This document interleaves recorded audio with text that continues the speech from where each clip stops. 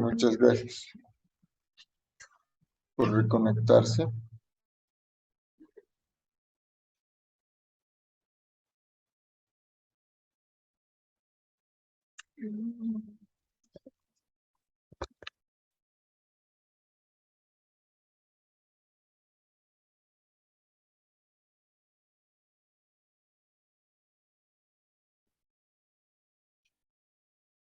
Ya.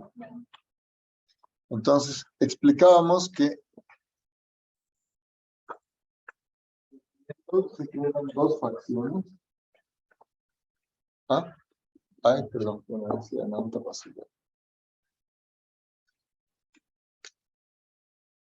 Estas facciones A y B, digamos.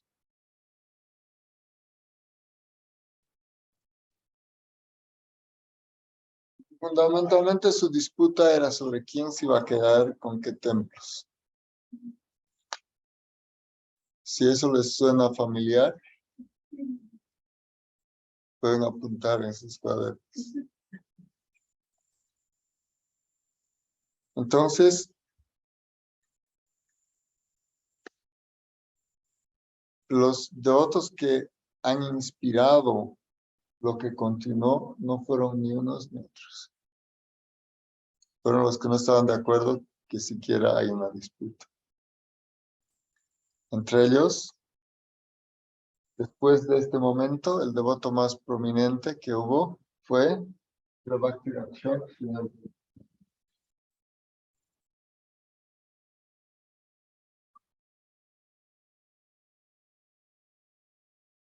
En este mismo grupo también estaban nuestros modelos, Bhakti Pramod Puri Goswami.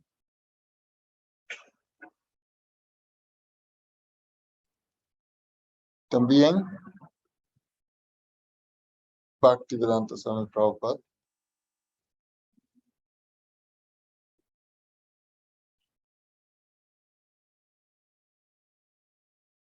También estaba Bhakti Dayita Madhava Goswami. O sea, prácticamente todos los que nosotros conocemos no estaban en ninguna de esas disputas.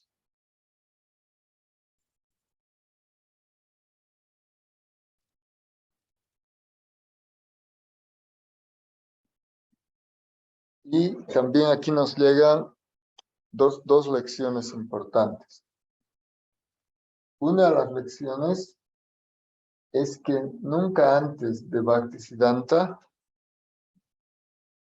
eran tan grandes las misiones. Generalmente era el maestro espiritual y unos pocos discípulos. Pero se dice que Bhaktisiddhanta Sarasvati tuvo entre discípulos y seguidores 60,000 personas. 60,000.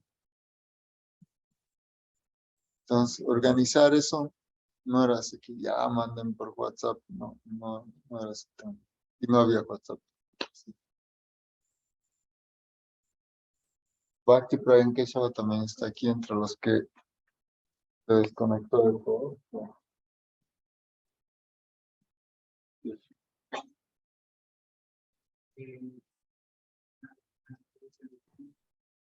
¿Ah?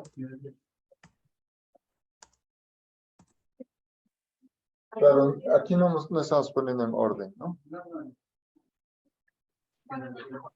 Perdón.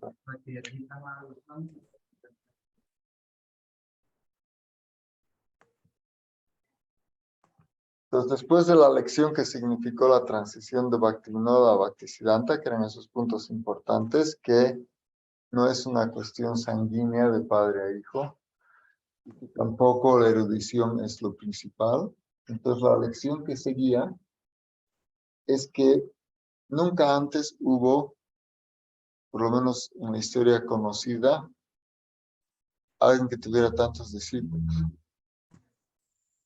tantos seguidores como Bhaktisiddhanta Sarasvati.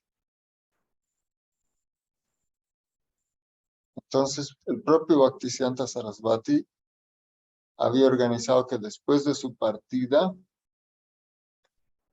12 de sus prominentes discípulos organicen lo que iba a venir después.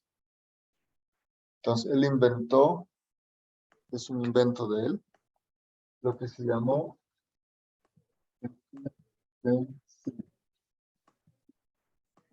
Governing Body Commission. Y él se inspiró en un tren inglés. El servicio inglés de trenes era muy eficiente. Y él veía de que había siempre una persona verificando que los vagones vayan bien, incluso que ninguna de las ruedas esté frenada. Entonces él dijo, nosotros tenemos que hacer eso, tenemos que asegurarnos que la misión continúe sin tropiezos. Entonces decidió crear esto, que los miembros del Governing Body Commission se aseguraban que los trenes funcionen bien, que se haga mantenimiento, que salgan en horario, que haya suficientes fondos para pagar al personal, etcétera, etcétera. Entonces, él derivó esta cosa y dijo, bueno, cuando yo me muera van a organizarse un Governing Body Commission. Nombró 12 personas, pero aquí quedó un precedente que, por ejemplo, Bhaktivedanta Swami Prabhupada, él dijo, mejor es formar esta comisión antes de que uno se muera. Entonces Prabhupada dijo, uno de los errores o las faltas que hubieron es que ya una vez que se va el gurú pueden haber muchas discusiones y peleas.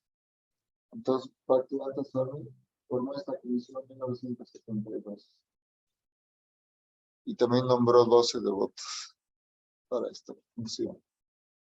Y él los supervisó personalmente para que funcionen adecuadamente. Ahora, el propio Bhaktivedanta Swami tuvo también muchísimos, más de 60,000 seguidores. Solamente iniciados tuvo 10,000, pero había devotos en todo el mundo. Miles de devotos en todas partes. Entonces también ya se manifestó de una manera masiva en una escala todavía mayor a la de Bhaktisiddhanta Sarasvati y especialmente fuera de la India, Bhaktivedanta Swami.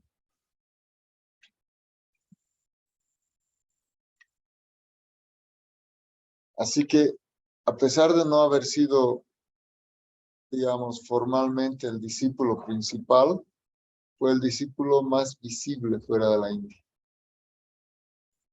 Y hoy en día, por el impacto reverso de la misión de Occidente sobre la India, es también el discípulo más visible de Bhaktisiddhanta en la India.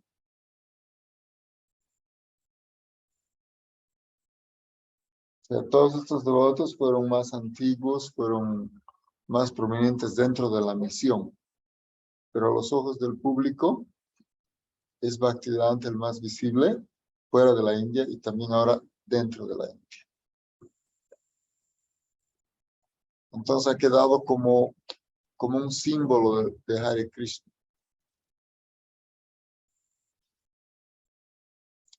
Yo me acuerdo que también justamente Srila Baladev Maharaj una vez dijo, si no hubieran habido problemas en ISKCON, nadie se ha enterado del Gaudiya. Es tan pequeño comparado a ISKCON, digamos. Nadie se hubiera enterado. Pero entonces ha sido, o sea que cuando ocurren problemas, a veces es muy auspicioso, porque se presentan nuevas oportunidades.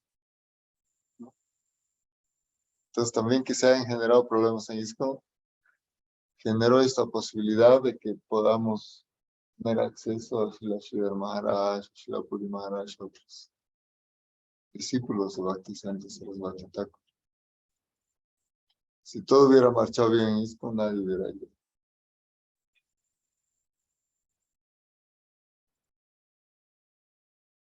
¿No? Y ahora se repite la historia. También entre los discípulos de Bhaktivedanta Swami hubieron muchos problemas porque 11 de sus discípulos asumieron la función de acharya sin estar suficientemente calificados.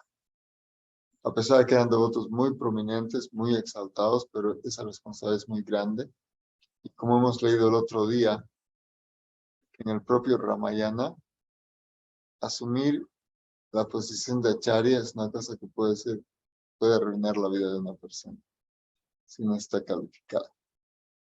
Entonces, eso aconteció.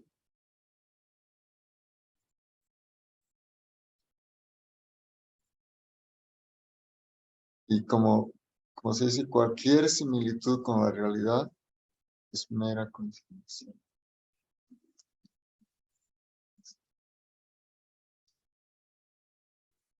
Bien, entonces, el día de hoy, a tiempo de partir, Srila Bhaktisiddhanta Sarasvati dejó 64 centros, ¿no? Bhaktivedanta Swami Prabhupada dejó 108, además de los otros 64 que había.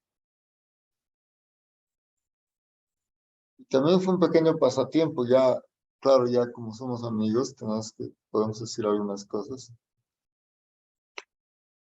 Cuando Bhaktivedanta Swami Prabhupada llegó a Nueva York, le escribió una carta a Bhakti Vilas Tirtha, que era el secretario del Gaudiya Math. ¿Qué le dijo? Por favor, mándenme fondos, vamos a comprar un templo en Nueva York. Se iba a llamar New York Gaudiya Math, ¿sí? Y pidió que le manden $60,000. Y cuando Bhakti Vilas Tirtha dijo $60,000 a Nueva York, pues escribió una carta de respuesta diciendo que esa suma era exorbitante, que de qué servía tener un templo en Nueva York, si incluso en la India era tan difícil mantener un templo.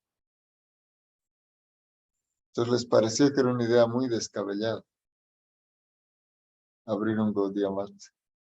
Por esa razón, Prabhupada decidió fundar la Sociedad Internacional para la Conciencia de Krishna. Porque sus hermanos espirituales les parecía que era una locura abrir un templo en Nueva York. Y menos con ese costo. Y también le preguntaron cuánto dinero tenía. Y le dijo que no tenía, no tenía el plata que mandan desde la India. Pero así, en realidad, es otra lección aprendida. Es decir, el que tiene fe en Krishna y en el maestro espiritual va a poder satisfacer la misión de su vida.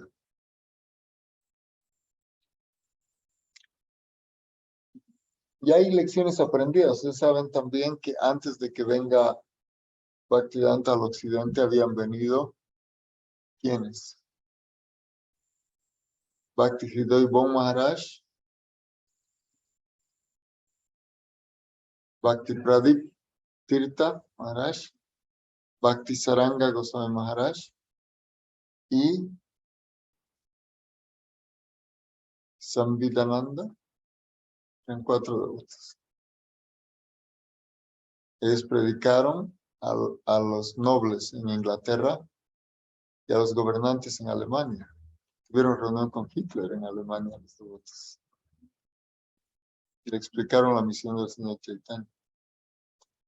Y tuvieron reunión con la realeza de Inglaterra. Pero cuando cuentan, es que cuando explicaron esto a los nobles británicos, especialmente Lord Zetland, que era el más interesado, Lord Zetland preguntó, ¿y cuáles son las reglas que hay que seguir? Entonces le explicaron los 4 principios, ¿no? No comer carne, no intoxicantes, no sexo ilícito, no juegos de azar. Lord Zetland dijo, yo me voy a morir. No podría hacer eso. Esa es una cosa famosa. Y cuando le explicaron a Hitler el movimiento de Chaitanya Mahaprabhu, él no estaba convencido de que se podía resolver los problemas del mundo de una manera solo cantando.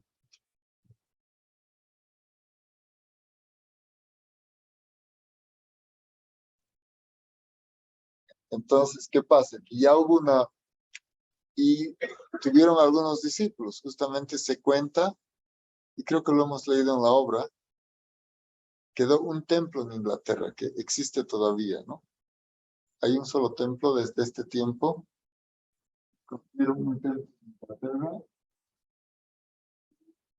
Trajeron algunos devotos de Alemania a la India. Uno de ellos fue un sannyasi, después, famoso, discípulo de Bhaktisiddhanta, un sannyasi alemán, discípulo de Bhaktisiddhanta.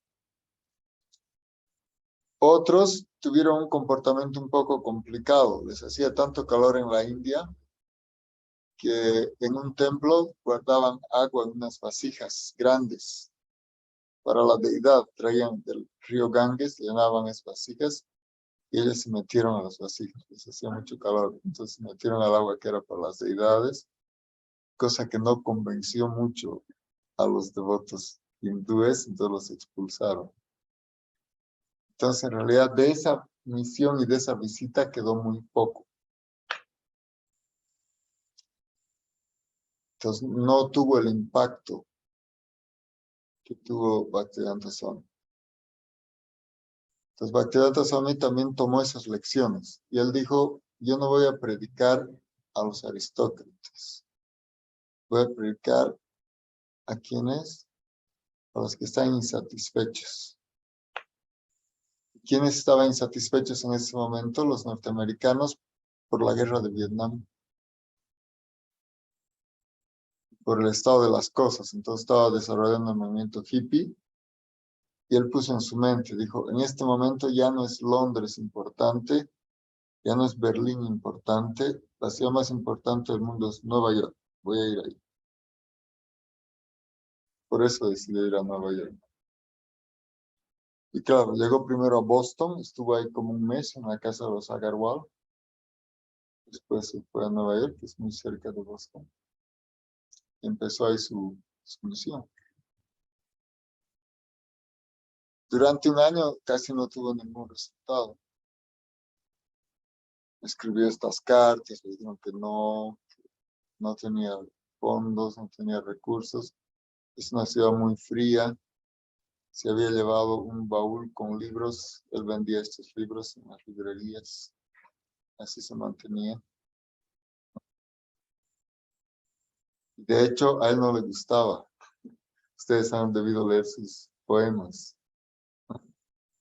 Cuando llega a Nueva York dice, Señor, ¿por qué me has traído a este horrible lugar? Pero también le ora y le dice, vuélveme un títere en tus manos y haz que este nombre Bhaktivedanta sea una realidad.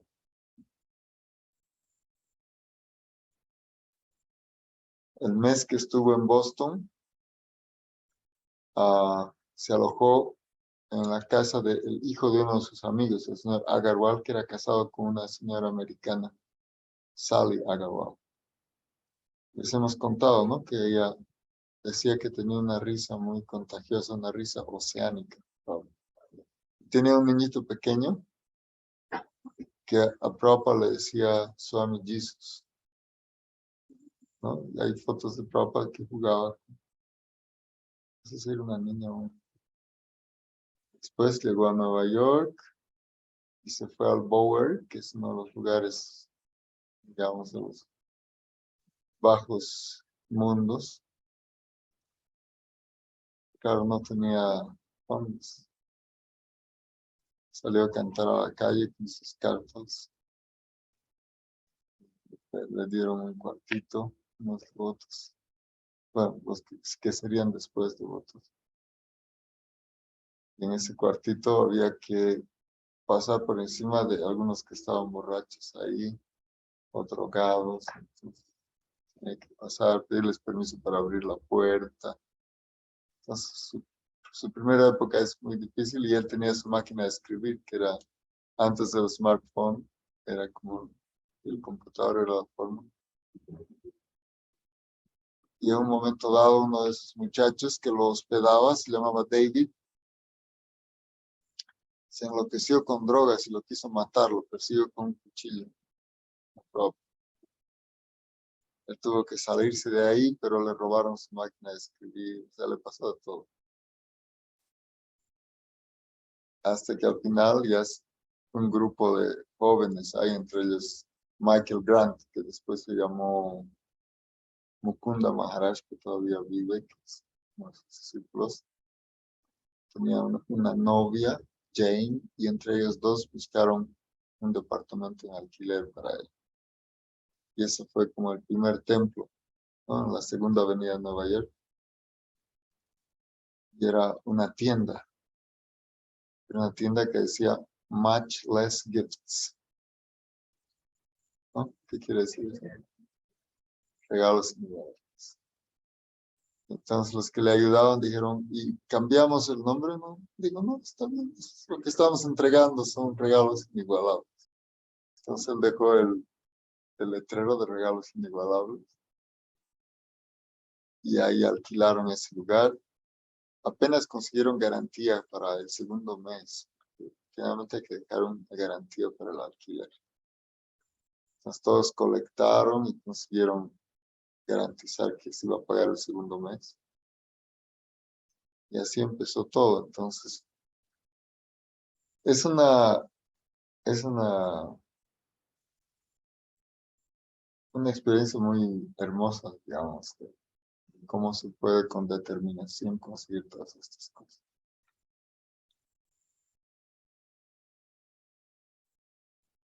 Entonces, esa actitud hizo que se expanda este movimiento después. En realidad se empezó a expandir más que nada cuando lo invitaron a ir a California.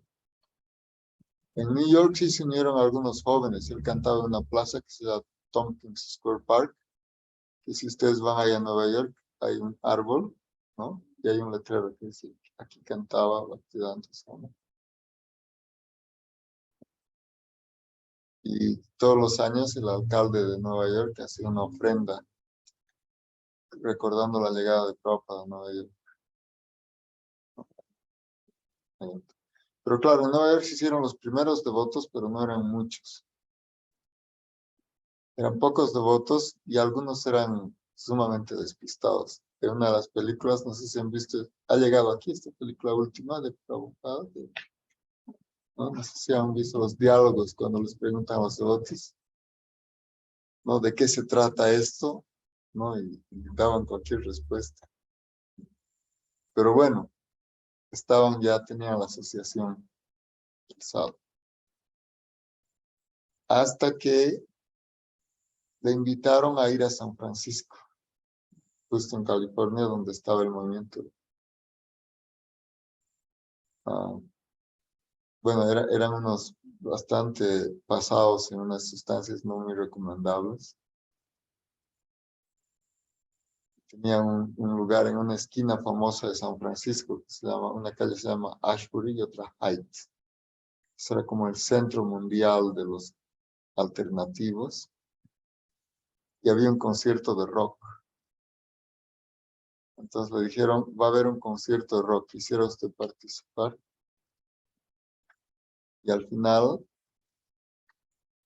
Prabhupada aceptó. Entonces era un concierto donde los que participaban tenían unos nombres de sus conjuntos, que bueno, a mí me hacen reír, pero seguramente eran famosos. Por ejemplo, antes de Prabhupada cantaron un grupo de rock que se llamaba Los Muertos Agradecidos, The Grateful Dead, ¿no? Después había Allen Ginsberg, eran así todos unos locos absolutos. Y después venía el número de Swami Prabhupada. Hicieron un póster así de Prabhupada, que no sé si lo han visto, tenía unos círculos concéntricos atrás. Está Prabhupada agarrando su cabeza así, y era rock concert, ¿no? Entonces era uno de los supuestamente rockeros, Prabhupada, ¿no? Junto con todos estos. Entonces Prabhupada apareció ahí con algunos de sus discípulos y la gente se volvió loca cantando Hare Krishna. Entonces la gente empezó a cantar así, pero se volvió la tonada del momento. Se volvió lo más popular cantar Hare Krishna. Entre todos los locos, hippies y todo. Y claro, la conferencia de Prabhupada fue breve, pero más o menos dio a entender lo siguiente. Le dijo, ustedes están tomando ciertas sustancias para mantenerse altos, elevados, ¿no? Pero después, cuando se les pasa el efecto, se caen, ¿no? O sea, no sé cómo lo llaman, un bajón, creo que es un bajón, una subida y un bajón. Y él dijo, lo que les estoy enseñando es un proceso que tiene subida sin bajón, ¿no? Ese era su mensaje. Entonces, ¿cómo es eso? ¿Cómo es eso? Este es el proceso. Ahora vamos a cantar la subida sin bajón, ¿no? Y era el Mahamantra. Y claro, así ahí empezaron muchos devotos a hacerse y cuando estaban ahí no tenían deidades. Pero Prabhupada dijo, vayan a traer deidades, debe haber en algún lugar.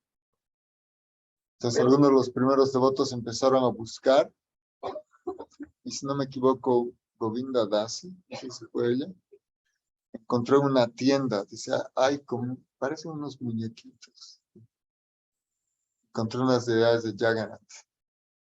Se parecen unos muñequitos y dijo, a ver, traigan. Dijo, es Jagannath. Entonces hicieron unas reverencias y los pusieron en el altar, pero en ese entonces los devotos todavía no sabían que se vestían a las deidades ni nada. Entonces tenían así las deidades sin vestiditos ni nada. Y así empezó, y después ya aprendieron a vestirlas y después hicieron el primer Ratayatra, sacar esas deidades de Jagannath a pasear, ¿no? Y se empezó a expandir muy grandemente, especialmente a partir del concierto de rock, donde el rockero Swami Bhaktivedanta les enseñó esa tonada increíble. Entonces, bueno, y a partir de ahí está una cosa así muy increíble de expansión, vinieron más invitaciones, empezó a viajar por el mundo y en cada lugar se formaban templos y devotos. Sí. Así que bueno, por eso también se volvió mucho más visible, porque era una cosa fuera de la expectativa de nadie. Nadie pensaría que una cosa así podría existir. En cambio, en la India eso era parte de la cultura, eso era parte de lo que la gente de repente esperaba, que sea un sadhu, que sea un sannyasi, lo que fuera eso. Y el otro. Entonces, eso nos ha ayudado un poco a entender por qué también ha resultado una figura tan prominente. No necesariamente el devoto más erudito, no necesariamente el devoto más antiguo, pero el que hizo sentir más fuerte el movimiento Hare Krishna.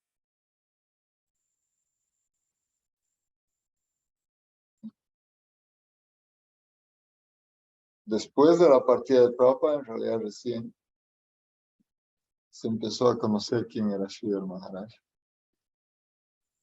fuera de los discípulos, ¿no? Entre ellos sabían quién era Sridhar Maharaj, pero fuera de la India nadie sabía mucho.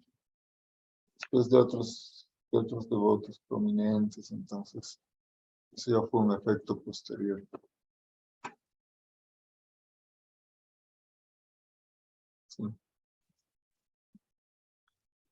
Así que bueno, haremos la banda de rock de los muertos agradecidos. No sé si alguien quiere preguntar algo.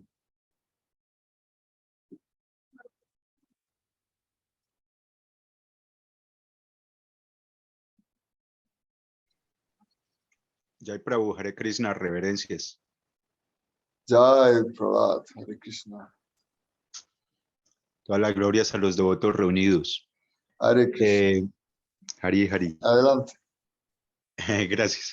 Prabhu, es que, bueno, usted sabe que a veces llegan algunas informaciones o historias o bueno, uno escucha cosas con los devotos y algunas de estas cosas pueden ser especulación. Sí.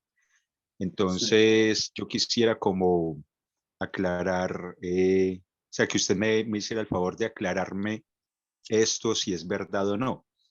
Tengo entendido que Sri Advaitacharya, cuando adoró al Señor Supremo a orillas del Ganges, con agua del río Ganges y con hojas de tulasi, la deidad específica que él adoró era un Sri Nrisimha Salagram Sila.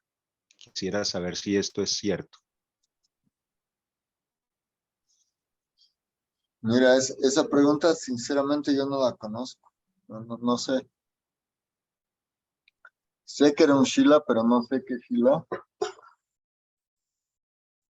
Y lo único que sé, por lo que he escuchado de la sucesión discipular, es que el propio Advaita Acharya sintió que Kali Yuga era una era demasiado caída y que él no podía divulgar el movimiento de sangre. Entonces que tenía que venir el propio Krishna, el mismo Krishna en la forma que después apareció como una forma Chaitanya, porque él no veía cómo, no encontraba las cualidades mínimas en las personas para poder divulgar el movimiento de sangre. Eso es lo que yo entendí. Ahora, específicamente, justamente cuál fue la deidad que él adoró, no sabría decir sinceramente.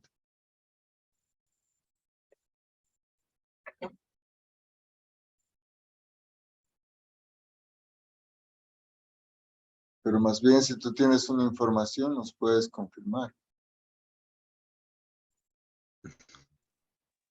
No, señor, pues esto que yo en algún momento había escuchado, creo, porque habían una serie de personas que que eran tántricos y que tenían una actitud belicosa hacia los devotos, que por esto los devotos habían decidido irse a practicar el proceso de conciencia de Krishna al bosque, pero que Sri Advaita les había dicho que no, porque él experimentaba una emoción muy intensa y esto era como símbolo o señal de que el Señor Supremo había hecho su advenimiento. Entonces, como debido a la persecución de los devotos, Sri Advaitacharya estaba tan molesto que él quería que se erradicaran desde la raíz los ateos. Entonces, pues no sé esta información qué tan verídica sea, entonces pues quería como corroborarla o negarla. Mm. Muchas gracias, Prabhu, por su amoroso esfuerzo. No, más bien, perdón, Prabhu, no poder atender esa duda, no sé sinceramente. Pero gracias por compartir esto. Hari, Hari, reverencia. Entonces, claro, en estos, y aprovechamos más estos últimos minutos. Lo interesante, precisamente, de la venida de Srila Bhakti Vibhuda Bhadayan Goswami Maharaj, es que ahora todos estos detalles sobre los discípulos de Bhaktisiddhanta Sarasvati Thakur, una biografía de ellos, de los principales discípulos, está en este libro que se llama La Misión, que se está empezando a traducir y tenemos el deseo de que esté prontamente disponible. Y también esta obra de teatro que aquí se ha estrenado en Pereira con actores internacionales de renombre mundial, entre ellos Prahlad Nishinga, que está ahí conectado, ¿no? Aquí también está Gaurasundar Prabhu, está Wendy que ha participado, está Sudevi, Premalatika y otros de renombre internacional que han hecho la primera presentación. Se va a ir puliendo esta obra y vamos a tener grabada, así como este encuentro con algunos de estos discípulos. Así que nos esperan buenas sorpresas porque justamente el 2024 se recuerda el 150 aniversario de la aparición de Srila Bhaktisiddhanta Saraswati Thakur. Entonces se han iniciado ya a modo de festejar esta celebración. Entonces han empezado estas actividades. Maharaj bondadosamente ha empezado a hacernos llegar esta información a través de libros, a través de obras de teatro. Así que nos espera una hermosa travesía para conocer más de cerca toda esta realidad que para nosotros ha estado prácticamente desconocida porque casi todo lo que hemos conocido de Krishna ha sido a través de Srila Bhaktivedanta Swami Prabhupada y ha sido como la única personalidad destacada que hemos tenido conocimiento desde ese entonces. Eso quiere decir que había más, pero estaban, claro, predicando en la India, haciendo cosas allá. Aquí entonces quería decir algo, Wendy, que estaba diciendo que no se entiende nada, que nada que ver las clases, pero yo sé que de todas maneras a algunos les puede servir, ¿no? No, gracias. Si quedan como 2 minutitos, ¿algo más quiere decir algo? Adelante.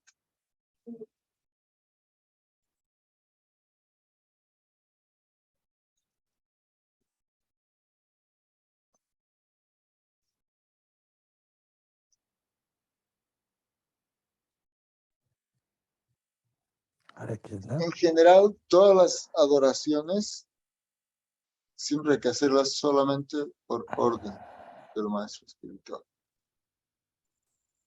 Entonces uno recibe la orden de adorar las deidades de la forma que uno es instruido de hacerlo.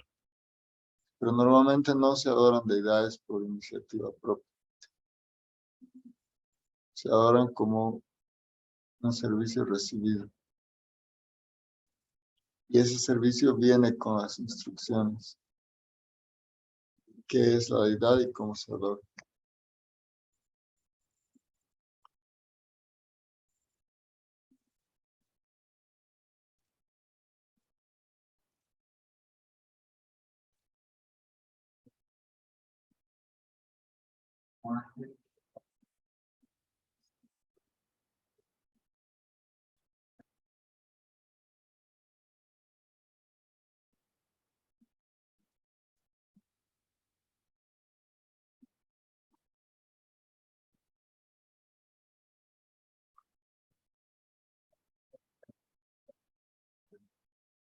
No, por de pronto hay discípulos prominentes, pero ya como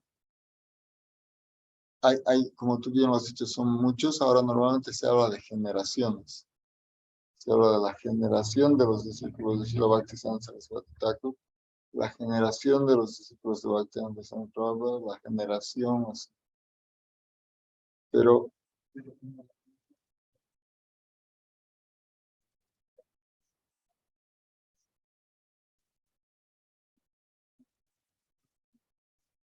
sí, el señor Chaitanya dijo que iba a llegar a cada pueblo y aldea, entonces ha empezado así y ahora está